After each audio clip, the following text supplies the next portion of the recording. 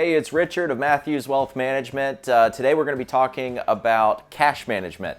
A lot of clients end up having a significant amount of money that's sitting in cash, either at banks or multiple banks to avoid FDIC insurance limits and so forth. But what I want to talk about today is how to structure our cash savings to generate the best kind of interest rates and yields while preserving liquidity and so forth. So it's different for every client. So I'm going to walk through two different scenarios for two different clients in different financial situations to show what that looks like. Okay, so let's go into the general basic theory here of cash management, where we say that we want to have different types of accounts for different purposes. So the best way to think about it is a lot of clients have a bucket here that's going to be paying them out like just to pay for checking expenses, month to month. We've got maybe a mortgage payment, we've got insurance costs, we have gasoline, food, etc. So that's coming out of the checking account. So that's not exactly a savings cash management world,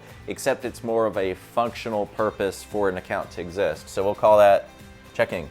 The next area that we're going to look at, we're going to have a second bucket, which is there to fill in our checking account for when there's an emergency, like a hot water heater. Let me not say hot water heater, it's just a water heater that we might need to replace here. And so we'll tap into our savings account, into our checking account, and then that way we're able to make those large purchases as those come up.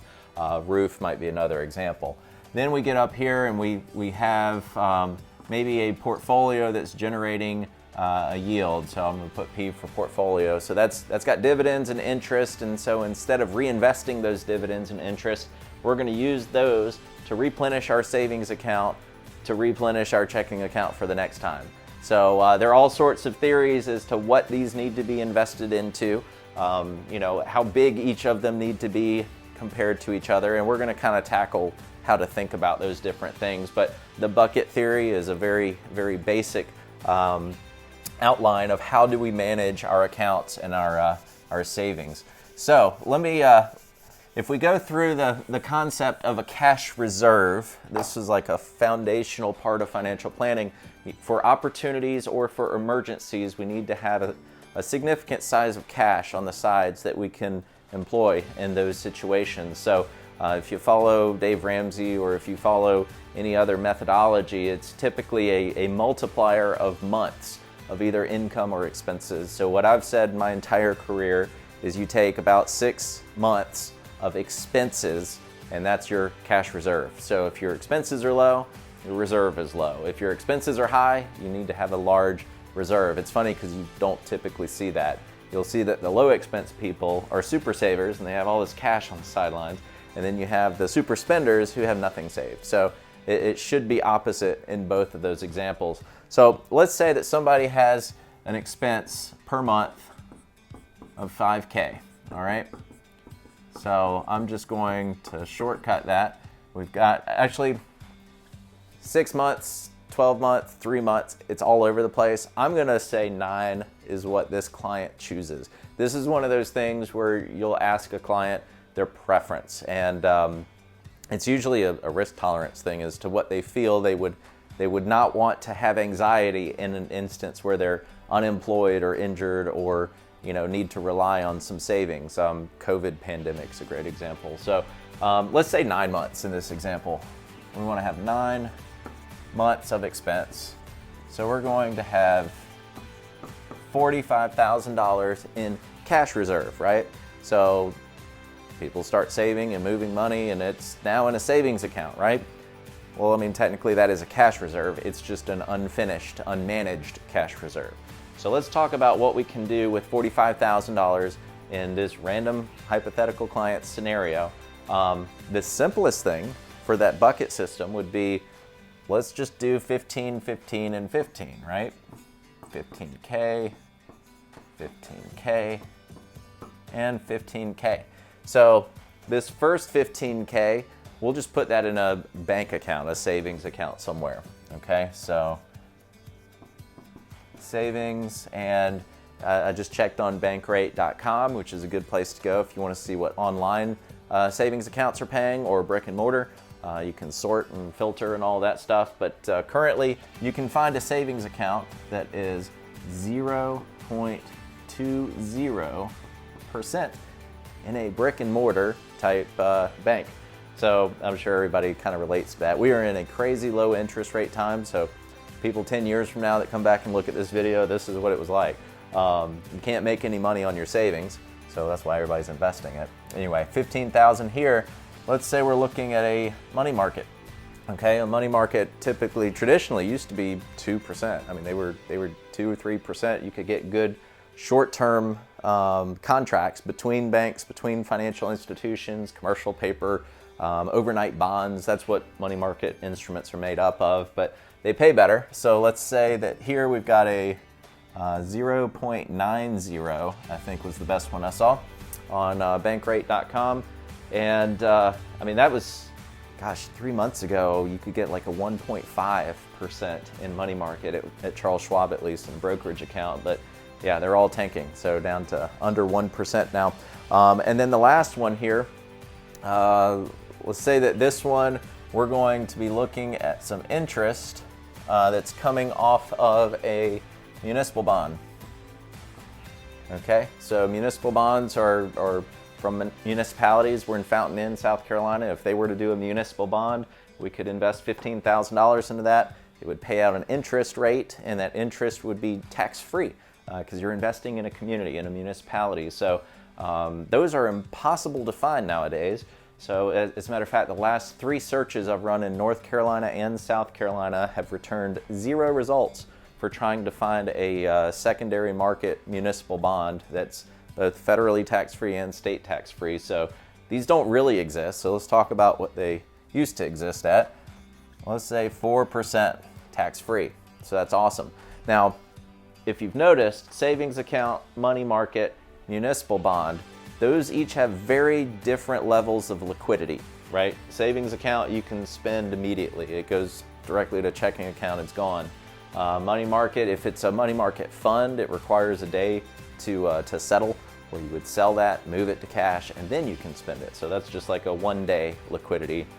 Municipal bonds are liquid in the sense that if you can find a buyer to buy them. Right now, there are tons of buyers. There are just no sellers. So this is one of those worlds where it would be very, very liquid. It would be overnight liquid as well, but they're not if you're trying to purchase them. So there is more to think about when it comes to the top end of this 45,000 and the liquidity. If you really needed to go through this 15, go through this 15, and into this last one, you may not have quick liquidity here. It might take you a month. It might take you a year if we have some crazy interest rate movements. But it's just a buy and sell market that this bond would have to be sold to generate the original 15K. But in the meantime, as your money is less liquid, it pays you significantly better, okay? So if we do the weighting of all of this stuff, 15, 15, 15, it's actually a very straightforward calculation there. It's about 1.7% average that we're looking at over the entire 45K. Whereas had you just left it in the savings account alone, that would have been a 0.2 average, right? So we've increased our average interest by 1.5%, the most of which is tax-free. So this is just a very straightforward third split of how we might have a cash reserve set up. So think of this more in terms of kind of middle of the road, honestly. It's not for an early saver, somebody in their 20s that's looking to save. It really depends on what they envision needing this money for in terms of what is an actual emergency that's likely.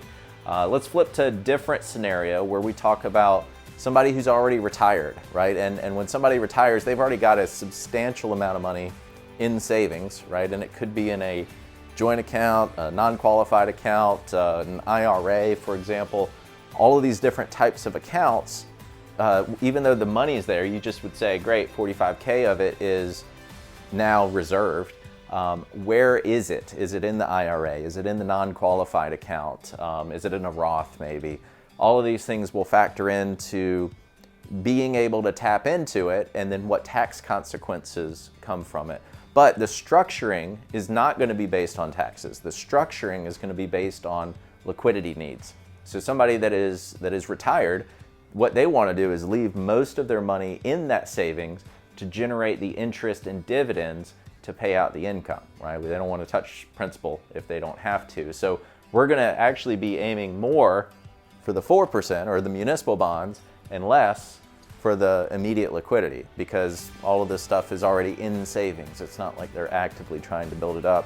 So instead of having our savings at 15 for somebody that's already retired, maybe it looks more like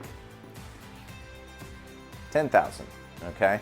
And then in their money market, maybe that's more 5,000, okay? And a great example of that is if I've got somebody that's, we're managing a portfolio, cash is already a part of the allocation, right? So we'll have a certain amount of money market as part of their investment philosophy.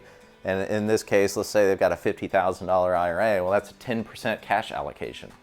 Might be a little high, but it depends. But we can actually call part of their normal portfolio the money market piece of their cash reserve, cash management structure. So that would leave the remainder here, let's see, 15, so we've got 30K now that's going to be making 4%, as opposed to having all of this spread around equally. So when we do the math and we find out what is the weighted average, because now it's not a third, a third, a third, it's very different actually. So instead of the 1.7, comes out to just a little over 2.8%. So we have the same amount that's segmented for reserve and emergency need, and it's still different levels of liquidity, but very different yield in terms of how that $45,000 is performing and what function.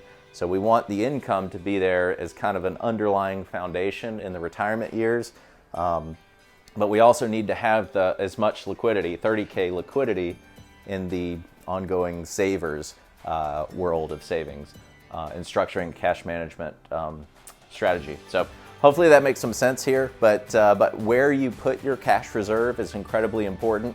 If you just leave it in a savings account, you're giving up money, and that's the whole point of this is to be good with your money. So it's not only where is it, it's how much am I earning on it and how can I maximize that and in a tax efficient manner. So we've got all sorts of variables involved here with where is it saved, IRAs, non-qualified, different types of investments. And the ultimate purpose is it's up to each client. If the client wants 9 months or 6 months or 3 months or 12 months, it's very different for everybody. But put some thought into your cash management and how you're structuring and what the strategy is behind it to maximize all of these variables at once. But hope that's helpful. If you have questions about how to actually structure your cash reserve, feel free to reach out. That's a very quick discussion. Be happy to have it with you, but we'll see you next time.